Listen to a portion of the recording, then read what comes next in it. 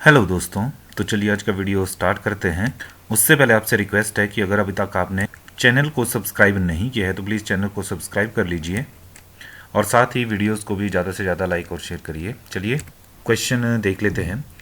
Question number 66 तक हमने last video में डिस्कस कर लिया था। क्वेश्चन नंबर 67 देख लेते हैं। इसमें हमसे पूछा गया है निम्न में से कौन सा भारत में न्यूनतम सिंचित राज्य है। माफ़ कीजिए, क्वेश्चन नंबर 67 तक हमने लास्ट वीडियो में डिस्कस कर लिया है।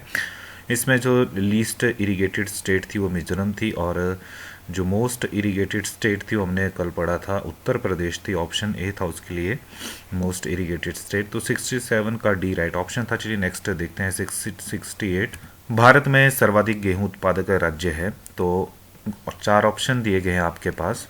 तो आप सभी जानते होंगे ऑप्शन बी जो है उत्तर प्रदेश इसके लिए राइट आंसर हो जाएगा। भारत में जो है उत्तर प्रदेश में सबसे अधिक जो है गेहूं का उत्पादन किया जाता है। लगभग जो 32.42% या बोलें लगभग 33% गेहूं का उत्पादन जो है वो जो भारत में होता है उसका 33% जो है केवल उत्तर प्रदेश में ही होता है गेहूं उत्पादक में। इसके अलावा पंजाब, हरियाणा और मध्य प्रदेश जो हैं ये राज्य भी आते हैं। तो याद रखेंगे उत्तर प्रदेश हाईएस्ट जो है वीट या लार्जेस्ट वीट प्रोड्यूसिंग स्टेट है भारत की। इसके अलावा पंजाब, हरियाणा, मध्य प्रदेश है। और बात करें उत्तर प्रदेश की तो गेहूं के साथ साथ जो है उत्तर प्रदेश भारत में गन्ने का भी सबसे बड़ा उत्पादक है। तो ये भी याद रखेंगे आप। जबकि बात करें कपास के उत्पादक की तो भारत में जो है गुजरात राज्य जो है कपास का सबसे बड़ा उत्पादक है। तो ये कुछ चीज़ें याद रखेंगे। इसके अलावा बात करें दुनिया में सर्वाधिक जो गेहूं उत्पादन वाला देश है वो कौन सा है तो चीन जो है सब सर्वाधिक गेहूं उत्पादन करने वाला देश है और भारत जो है दूसरे नंबर पर गेहूं उत्पादक में आता है। तो ये भी याद रखेंगे आप। 68 का बी राइट ऑप्शन था। 69 देख लेते हैं। ऑप्शन ए जो है आंसर की के हिसाब से यहाँ पर सही आंसर दिया गया है ट्रॉम्बे, जो कि आपके मुंबई में बॉम्बे में स्थित है। तो यहाँ पे पूछा गया है कि largest petrochemical complex in India was established by Union Carbide at. तो यूनियन कार्बाइड जो है आपको याद होगा यूनियन कार्बाइड या यूनियन कार्बाइड कॉरपोरेशन जो है अमेरिका की एक रसायन यानी केमिकल और कंपनी थी। केमिकल और पॉलीमर एक कंपनी थी। तो इसी कंपनी में के चलते जो था भोपाल में जो था मिथाइल आइसोसाइनाइड गैस का रिसाव हुआ था। जो भोपाल गैस ट्रेजेडी है वो इसी कंपनी में जो था केमिकल का रिसाव हुआ था, जिसके कारण जो था वहाँ पर एक दुर्घटना हुई थी, आप सभी जानते होंगे। और ये 2 और 3 दिसंबर की रात 1984 को ये हुआ था यूनियन कार्बाइड इंडिया लिमिटेड में भोपाल में। क्वेश्चन में पूछा गया है कि इसी कंपनी यूनियन कार्बाइड द्वारा स्थापित भारत में सबसे बड़ा पेट्रो रसायन संकुला था, यानी जो पेट्रोकेमिकल कॉम्प्लेक्स था वो कहाँ खोला गया था। ट्रॉम्बे मुंबई जो है इसके लिए राइट आंसर है। आंसर की के हिसाब से मैंने ट्रॉम्बे मुंबई में जो है इनके कॉम्प्लेक्स के बारे में गूगल में सर्च किया, आप भी कर सकते हैं, लेकिन मुझे ऐसा कोई कॉम्प्लेक्स दिखा नहीं, मतलब इसकी जानकारी नहीं मिली गूगल पे। आप इसके बारे में कुछ जानते हो तो प्लीज़ कमेंट करिए। चलिए नेक्स्ट देखते हैं। अगला क्वेश्चन पूछा गया है नाल्को ने एकीकृत एल्यूमिनियम संकुल स्थापित किया है, यानी नाल्को है setup an integrated aluminium complex in. आप जानते होंगे नाल्को जो है नेशनल एल्यूमिनियम कंपनी लिमिटेड है और ये भारत सरकार की एक पब्लिक सेक्टर मैन्युफैक्चरर कंपनी है। माइनिंग और पावर इंडस्ट्री से रिलेटेड ये कंपनी है। हेडक्वार्टर इसका भुवनेश्वर ओडिशा में स्थित है। नाल्को की स्थापना जो थी 1981 में की गई थी। It has established an integrated aluminium plant in Odisha के कोर्तपुर डिस्ट्रिक्ट में ये प्लांट स्थित है। तो ऑप्शन डी जो है इसके लिए राइट आंसर हो जाएगा। और ये जो है दमानजोड़ी जो ओडिशा के कोर्तपुर डिस्ट्रिक्ट में है ये India's largest bauxite aluminium complex है। तो ये भी याद रखेंगे आप, यही क्वेश्चन में पूछा गया है। 70 का डी जो है राइट ऑप्शन है। चलिए नेक्स्ट क्वेश्चन देख लेते हैं। तो चलिए वीडियो में आगे बढ़ते हैं, अगला क्वेश्चन देख लेते हैं। इसमें पूछा गया है कि भारत में काली मिट्टी जो है किस से संबंधित है? 71 देख रहे होंगे आप। Black soil in India is associated with, तो ऑप्शन ए जो है इसके लिए राइट आंसर हो जाएगा बेसाल्ट। तो काली मिट्टी जो है उसका निर्माण जो है बेसाल्टिक चट्टानें जो होती हैं उनसे होता है। तो ऑप्शन ए राइट आंसर है। काली मिट्टी या काली कपासी मिट्टी, जिसे रेगुर के नाम से भी जाना जाता है, खनिज मिट्टी है जो कि ज्वालामुखी जाल लावा से उत्पन्न होती है। ये अधिकतर भारत के दक्कन पठार में पाए जाते हैं। इसका निर्माण जो है देसी चट्टानों बेसाल्ट के अपक्षय और अनाच्छादन या ज्वालामुखी विस्फोट के बाद लावा के ठंडा होने पर जमने पर होता है। तो इस प्रकार से आपकी काली मिट्टी बनती है। कहाँ पर पाई जाती है ये? तो भारत में जो है काली मिट्टी आपके गुजरात में, महाराष्ट्र में, कर्नाटका में और मध्य प्रदेश में देखने को मिलती है। It is largely found in the जो डेक्कन प्लेट्यू है और मालवा प्लेट्यू है, वहाँ पर ये देखने को मिलेगी। और काली जो मिट्टी होती है इसमें मैग्नीशियम, चूना, आयरन, लौ अयस्क या आयरन तत्व तथा कार्बनिक पदार्थों की जो होती है अधिकता होती है। चलिए नेक्स्ट देखते हैं। 71 का ए जो है राइट ऑप्शन है। 72 में पूछा गया है एगर एगर किस से प्राप्त होता है?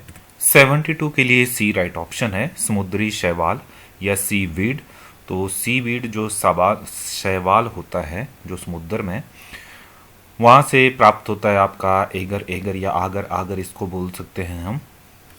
समुद्री शैवाल या समुद्री पौधों और शैवाल की अनगिनत प्रजातियों का सामान्य नाम है जो कि समुद्र के साथ साथ नदियों, झीलों और अन्य जल निकायों में उगते हैं। ये देख सकते हैं आप, जो ग्रीन कलर की घास होती है नदियों में, समुद्र में, इसी को समुद्री शैवाल बोलते हैं। बात करें एगर एगर की, जो क्वेश्चन में पूछा गया है, could be a jelly like gelatin product, a product of mixture of branchless polysaccharides. तो यहाँ पर देख सकते हैं। और बात करें एगर एगर की, तो एगर एक कलीलीय पदार्थ है जिसे विभिन्न प्रकार के लाल शैवालों से प्राप्त किया जाता है। ग्रीन शैवाल देखे होंगे आपने, उसी तरह से लाल कलर के भी शैवाल होते हैं, उनसे प्राप्त होता है एगर एगर। यहाँ पे भी पढ़ सकते हैं आप इसके बारे में। तो चलिए वीडियो में आगे बढ़ते हैं। 72 के लिए सी राइट ऑप्शन था। 73 देख लेते हैं। इस क्वेश्चन में पूछा गया निम्न में से कौन सी नौगम्य नदियाँ नहीं हैं? तो नैगम्य नदियाँ यानी नेविगेबल रिवर्स क्या होती हैं? सबसे पहले तो ये देख लेते हैं। तो आपकी नैगम्य नदियाँ या फिर नेविगेबल रिवर्स वो नदियाँ होती हैं जो कि गहरी हों, चौड़ी हों, 12 मासी यानी उसमें 12 महीने पानी रहे और उसमें किसी भी प्रकार की बाधा नहीं हो, तो उसको हम नैगम्य नदियाँ बोलते हैं। नैगम्य नदियों के रूप में जिन नदियों में नावें या भारी वस्तुओं को एक स्थान से दूसरे स्थान तक ले जाने के लिए परिवहन की सुविधा मिले, वैसी नदियां जो हैं होती हैं आपकी नेविगेबल या नैगम्य नदियां कहलाती हैं। तो इसमें से 4 ऑप्शन दिए गए हैं, कौन सी जो है आपकी नेविगेबल रिवर नहीं है। मतलब ऐसी रिवर जिसमें कोई बाधा हो या जिसमें जो आपकी ट्रांसपोर्टेशन नहीं की जा सके, क्योंकि कई बार पत्थर होते हैं बीच में, या नदी उतनी गहरी या चौड़ी नहीं होती कि उसमें जो है नाव के द्वारा सामान इधर से उधर लाया जा सके। तो ऐसे इन 4 में से चिनाब नदी जो है वो ऐसी नदी है जो कि नेविगेबल या नैगम्य नहीं है। इसके अलावा ब्रह्मपुत्र, गोदावरी, नर्मदा, ये जो नदियाँ हैं नैगम्य प्रकार की नदियाँ हैं। नर्मदा में भी हर जगह जो है आप नहीं ले जा सकते, जो सामान है परिवहन नहीं कर सकते, लेकिन कुछ हद तक या कहीं कहीं स्थानों पर कर सकते हैं। तो चिनाब जो है एक प्रकार की नैगम्य नदी नहीं है। इसके अलावा बाकी 3 जो हैं नैगम्य नदियां हैं। ये कई बार क्वेश्चन पूछा जाता है कि भारत में से 2 महत्वपूर्ण नैगम्य नदियां कौन सी हैं? तो गंगा और ब्रह्मपुत्र का नाम आप याद रखेंगे। भारत में नावों के वाहन के लिए 14,500 किलोमीटर अंतर्देशीय जलमार्ग हैं, जिसमें से केवल 5,685 किलोमीटर को यांत्रिक जहाज़ों द्वारा नेविगेट किया जा सकता है। तो आई होप आप समझ गए होंगे। आप जानते होंगे चिनाब नदी, अगर आप हिमाचल से हैं तो आपको पता है चिनाब नदी में जो है ये नेविगेबल रिवर नहीं है। जो चंद्रा और भागा नदियां हैं, जब वो तांदी नामक स्थान पर केलोंग के पास मिलती हैं आकर एक साथ, तो उसके बाद ये चिनाब कहलाती है। माफ़ कीजिए, चंद्रभागा कहलाती है। लेकिन चंद्रभागा बनने के बाद आगे जब ये जम्मू और कश्मीर में पहुंचती है तो इसका नाम फिर चिनाब हो जाता है। तो चलिए नेक्स्ट देखते हैं। 73 का डी राइट ऑप्शन था। 74 में पूछा गया है निम्न में से कौन सा फाइबर प्राय भारत का गोल्डन फाइबर कहलाता है। 4 ऑप्शन दिए गए हैं आपके पास। Which of the following fibre is often called the golden fibre of India. 74 के लिए option D jute right answer हो जाएगा। तो जो गोल्डन फाइबर होता है जूट का, आपको जूट आंसर आपको देखने को मिलेगा। जूट को गोल्डन फाइबर कहा जाता है। Jute known as golden fibre, it grows well as, जलोढ़ मिट्टी में ये उगता है जो जूट है, और इसके लिए हाई टेम्परेचर की और हाई रेनफॉल की ज़रूरत पड़ती है। इसके साथ क्लाइमेट आपका नमी वाला होना चाहिए, वहाँ पर ये जूट उगता है और इसी जूट को हम गोल्डन फाइबर के नाम से भी जानते हैं। ऑप्शन डी जो है 74 के लिए राइट आंसर हो जाएगा। 75 देख लेते हैं। इसमें पूछा गया है which state has the highest number of illiterates in India. निरक्षकों की सर्वाधिक जनसंख्या किस राज्य में है। 2011 के सेंसस के बेस्ड पे ये क्वेश्चन पूछा गया है। ऑप्शन ए जो है बिहार, इसके लिए राइट आंसर हो जाएगा। बिहार की साक्षरता दर यानी लिटरेसी रेट जो है कुल पॉपुलेशन का केवल 63.82% ही है, याद रखेंगे आप। जबकि बात करें हाईएस्ट लिटरेसी रेट की तो 94% के लगभग जो है केरला का लिटरेसी रेट है। अगर आप गूगल करेंगे विच state has 100% literacy rate in India, तो उसमें आपको केरला का एग्जाम्पल देखने को मिलेगा। केरला में है लिटरेसी रेट 100%, लेकिन जो सेंसस हैं 2011 की उसके हिसाब से 94% है। लेकिन अभी मानते हैं कि पिछले 10 सालों में जो है वहाँ पर 100% पॉपुलेशन जो है वो लिटरेसी रेट है 100%। इलिटरेट मतलब कोई भी नहीं है। 75 का ये राइट ऑप्शन था। 76 देख लेते हैं।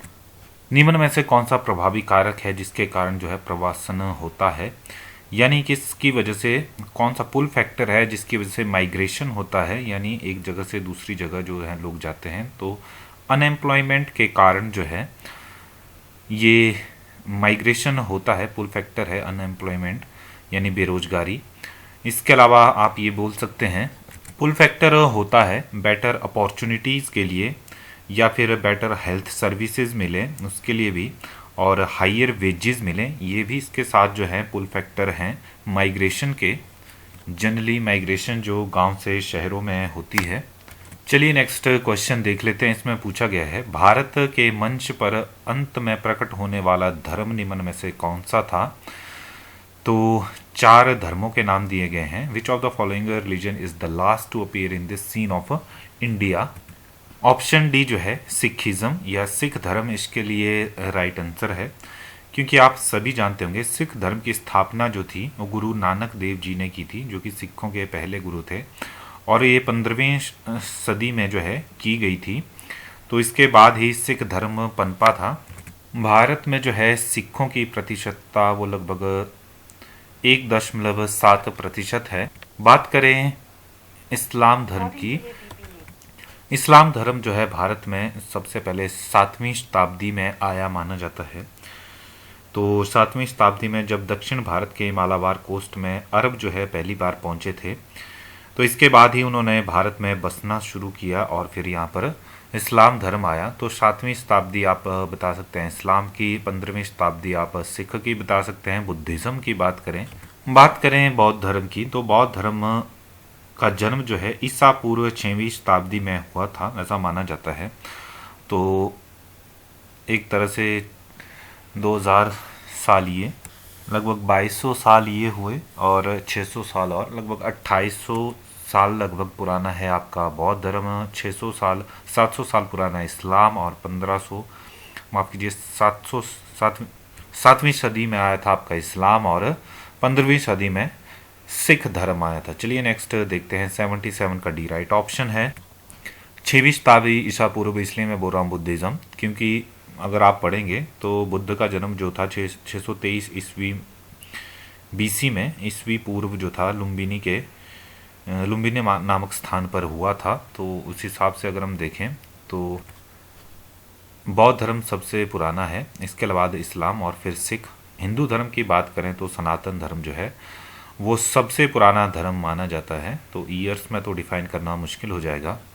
अगला क्वेश्चन पूछा गया है, भारत में निम्न में से किस राज्य में सर्वाधिक जो है ईसाई जनसंख्या पाई जाती है, यानी मैक्सिमम जो है क्रिश्चियंस पॉपुलेशन कौन सी स्टेट में है इंडिया में।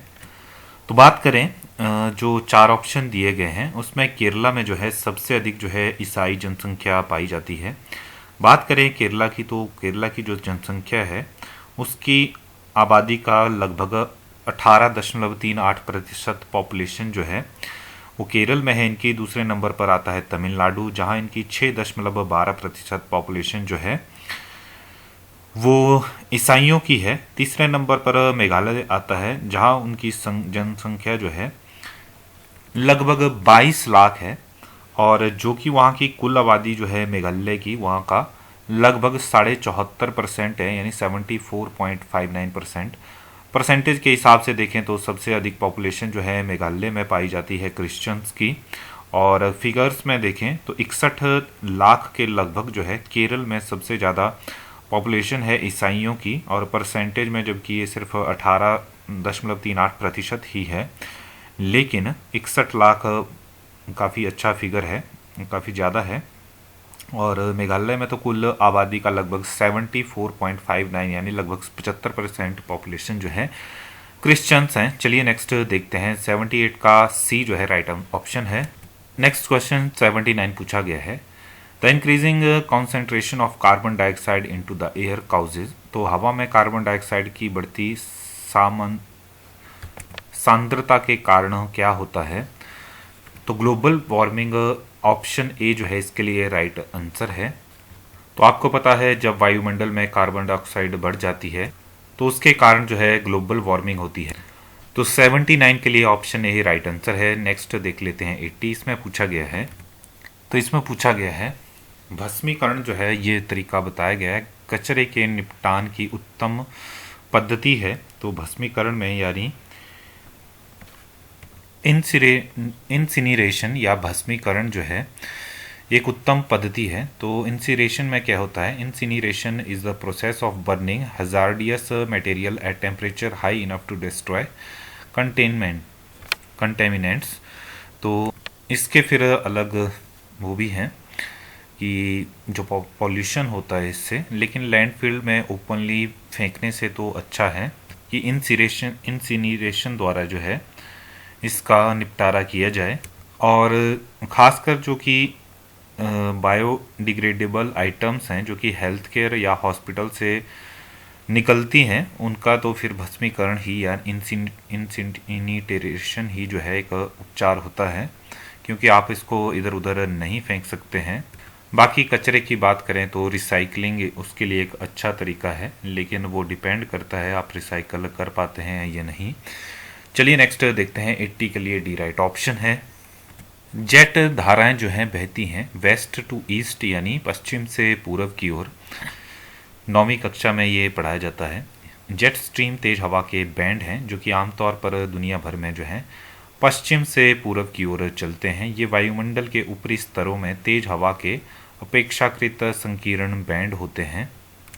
जेट धाराएं पृथ्वी सहित कुछ ग्रहों के वायुमंडल में तेजी से बहने व घूमने वाली धाराएं होती हैं। पृथ्वी पर मुख्य जेट धाराएं जो हैं ट्रोपोपोज की ऊंचाई पर स्थित होती हैं और पश्चिम से पूर्व की ओर ये बहती हैं। ये देख सकते हैं आप, jet streams are strong and fast flowing winds. तो क्या होती हैं jet stream, it flows from west to east and sometimes it shifts to north and south. The stream blows in a higher level of atmosphere at 8 to 15 kilometer altitude. It takes place in area of high temperature differences in the atmosphere. चलिए next देखते हैं 81 का B जो है west to east right option है।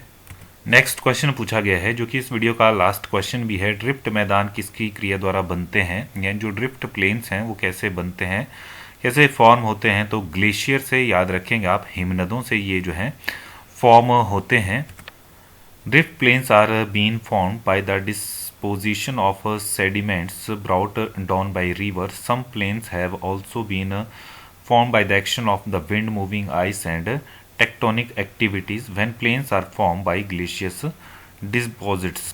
The drift plain are देख सकते हैं आप form when a sheet of ice become detached, जब जो है बर्फ की एक शीट जो है डिटैच होती है from the main body glacier की मेन बॉडी से and melt in the place depositing and sediment it carries, और जम जाती है, इकट्ठी हो जाती है एक जगह जो सेडिमेंट्स लाया होता है उसके साथ। तो ऐसे जो है आपकी ड्रिफ्ट प्लेन्स बनते हैं, और ये बनते किससे हैं? ग्लेशियर से बनते हैं। याद रखेंगे आप 82 का ऑप्शन बी जो है राइट ऑप्शन था।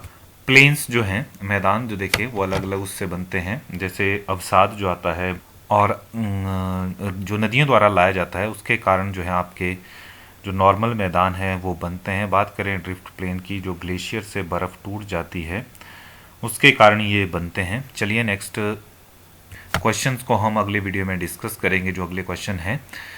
तो 82 का भी राइट ऑप्शन था।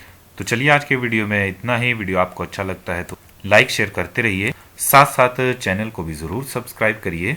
धन्यवाद।